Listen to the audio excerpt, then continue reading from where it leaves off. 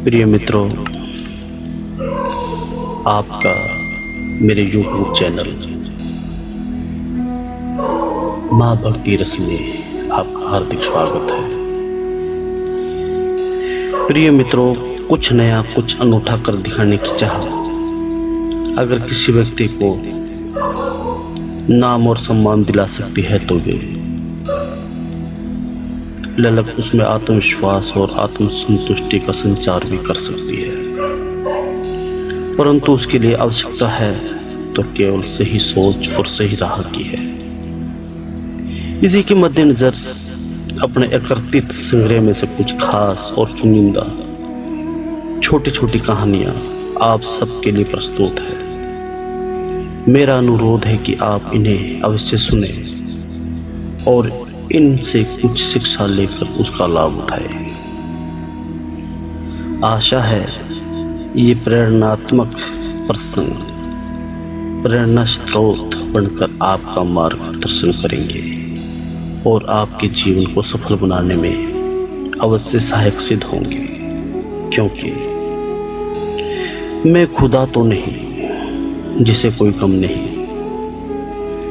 सह लेता हूँ हर गम ये भी तो कोई कम नहीं, ठोकरें खाकर ही मिलती है मंजिलें, मेरी किस्मत छीन ले जो ये भी किसी में दम नहीं। आपका सहयोग ही मेरी गतिशीलता और प्रोत्साहन और सफलता का बीज मंत्र है। मैं आपका सदैव आभारी रहूंगा जो आप मेरा इतना सहयोग करते हैं।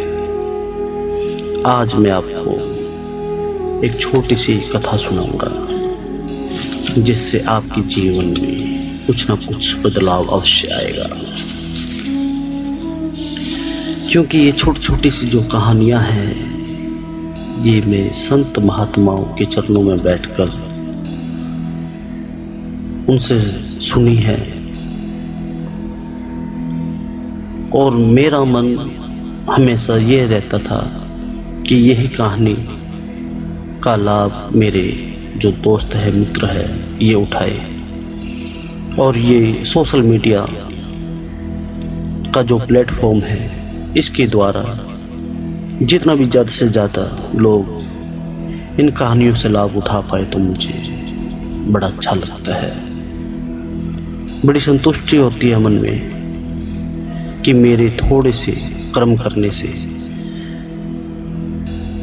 कोई शांति उपलब्ध कर रहा है, किसी को लाभ हो रहा है। तो इसलिए मित्रों, आज फिर मैं एक छोटी सी कहानी सुनाऊंगा आपको और आपको इस कहानी में भी बहुत आनंद आएगा और बहुत अनमोल मोती आपको इस कहानी से मिलेंगे, जिन्हें आप अपने जीवन रूपी धारा में पिरोकर अपने जीवन को चमका सकते हैं। मोहनलाल को अपनी चालाकी और होशियारी पर बहुत नाज था।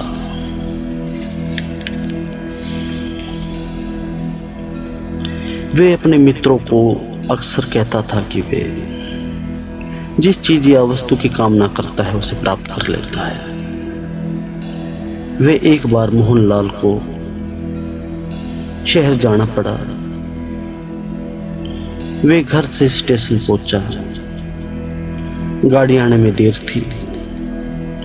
सोई प्रतीक्षालय में गया, वहां एक भी कुर्सी खाली नहीं थी और वे बैठने चाहता था। उसने सोचा, एक अटैची में लगे नेम प्लेट को पढ़ा। उस पर लिखा था लखनऊ। उसे समझते देर नहीं लगी कि इस अटैची के मालिक को लखनऊ जाना है। मोहनलाल ने जोर से चीखा, लखनऊ जाने वाली ट्रेन आ गई। अटैची वाला व्यक्ति पहले हड़बड़ाया और फिर संयत स्वर में कहा, जनाब आप झूठ बोल रहे हैं। लखनऊ जाने वाली ट्रेन सामने की प्लेटफॉर्म पर रुकती है। आज वे 5 नंबर के प्लेटफॉर्म पर रुकी है। मोहनलाल ने कहा। वे व्यक्ति अटैची संभाला और चलता बना। मोहनलाल आराम से उस कुर्सी पर बैठ गया। थोड़ी देर पश्चात मोहनलाल ने देखा वे व्यक्ति तेज कदमों से चला आ रहा है।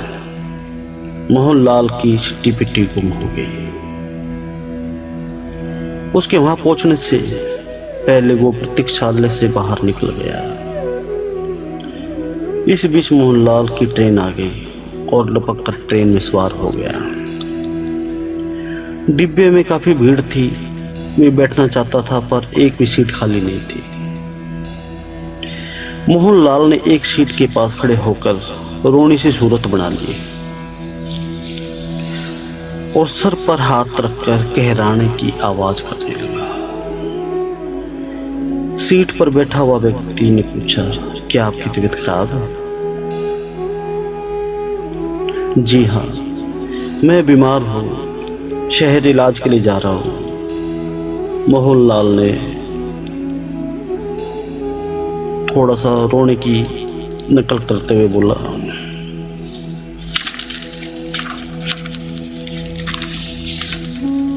वे व्यक्ति सीट से उठकर खड़ा हो गया। वहां मोहनलाल को बैठा दिया। मोहनलाल ने उस यात्री को धन्यवाद कहकर आराम से बैठ गया। काफी देर तक खड़े रहने के कारण यात्री थक गया। फलते हुए व्यक्ति फर्श पर बैठ गया, पर मोहनलाल अपनी चालाकी पर मन मन मुस्कुराता रहा। स्टेशन पर गाड़ी रुकी और मोहनलाल इठलाते झूमते डिब्बे से बाहर निकला। फर्श पर बैठा व्यक्ति उसे आश्चर्य से देखने लगा कि अभी तो ये बीमार था। वे मन ही मन में सोच रहा था, इसने मुझे मूर्ख बना दिया। मोहनलाल स्टेशन से बाहर निकला। वे टैक्सी से जाना चाहता था, पर वहां एक भी टैक्सी नहीं थी। केवल एक बंदा अपनी पर्सनल टैक्सी लेकर खड़ा था। उस टैक्सी में वो व्यक्ति बैठा हुआ था।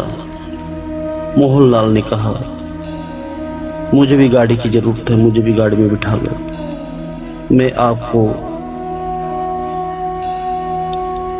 छोड़ दूंगा, टैक्सी और किराया भी आधा दे दूंगा। वे व्यक्ति राजी हो गया। मोहनलाल को टैक्सी में बिठा लिया। अभी टैक्सी कुछ ही दूर निकली थी कि मोहनलाल ने एक होटल के सामने टैक्सी वाले को रोकने के लिए कहा। टैक्सी रुकी। मोहनलाल उससे उतर गया।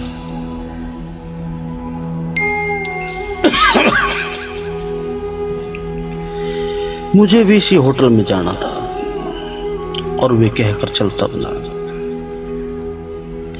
टैक्सी में बैठा यात्री उसे देखते ही रह गया। मोहनलाल होटल के काउंटर पर पहुंचा और उसने पूछा, मुझे एक कमरा चाहिए होटल वाले ने कहा कि सब कमरे भरे हुए हैं, कोई कमरा खाली नहीं है। मोहनलाल इस बीच होटल के ग्राहक रजिस्टर पलट कर देख चुका था। वे निराश होकर होटल से लौट रहा था। मोहनलाल ने रजिस्टर में से एक नाम याद कर लिया था, भोपाल के महेंद्र गर्ग। मोहनलाल वहां सीधे एक टेलीफोन बूथ पर पहुंचा और उस होटल के मैनेजर को फोन किया।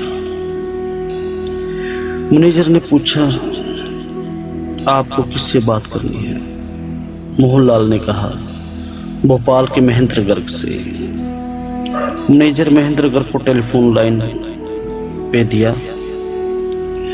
महेंद्र गर्ग के हेलो बोलते ही मोहनलाल ने कहा, मैं भोपाल से बोल रहा हूँ, आपकी पत्नी की तबीयत खराब है, आप शीघ्र भोपाल आ जाइए। महेंद्र गर्ग इस खबर को सुनते ही घबरा गया। भोपाल से आते वक्त अवश्य ही उसकी तबीयत खराब थी। महेंद्र गर्ग ने मैनेजर से बात की और उसी वक्त भोपाल के लिए रवाना हो गया। घंटे भर बाद मोहनलाल फिर होटल पहुंचा और बोला, कोई कमरा खाली हुआ? मैनेजर ने कहा, अभी कोई कमरा खाली नहीं हुआ है। मोहनलाल ने कहा, मैंने होटल से एक व्यक्ति की अटैची ले जाते हुए देखा है। हाँ, उसकी पत्नी बीमार थी, मैनेजर ने कहा। वे उसे लेने गया है, यही उसका इलाज करवाएगा। अंत उसने कमरा खाली नहीं किया। मोहनलाल अपना सिर पीट कर रह गया। अब उसे समझ भी नहीं आ रहा था कि अब कौन सी तकलीफ लगाए। काफी सोच विचार के बाद उसके मस्तिष्क में फिर एक आइडिया आया।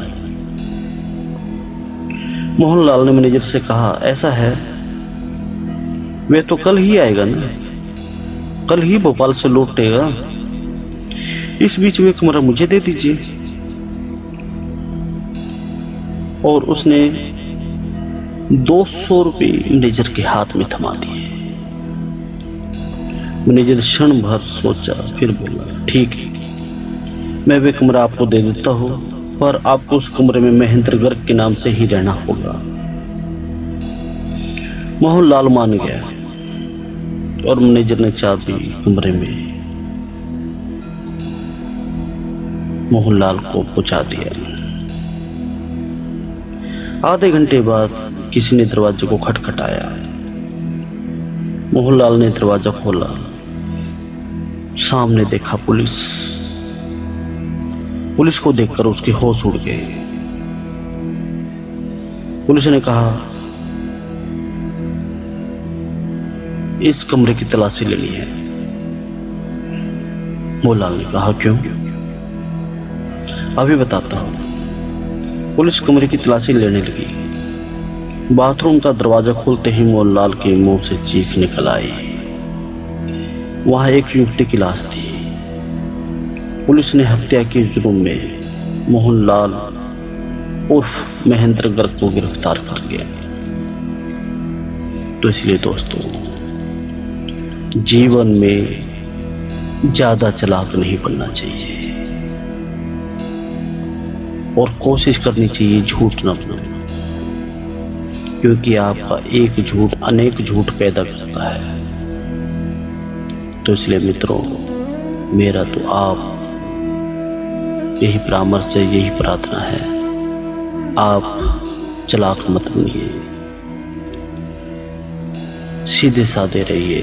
सीधे साधे रहने से ही परमात्मा की राह में मोक्ष की प्राप्ति होती है। आप इतनी देर इस कहानी में मेरे साथ बने रहे, आपका बहुत बहुत धन्यवाद। अगर आपको मेरी ये कहानी पसंद आई हो तो आप मेरी वीडियो को लाइक कर सकते हैं, मेरे चैनल को सब्सक्राइब कर सकते हैं।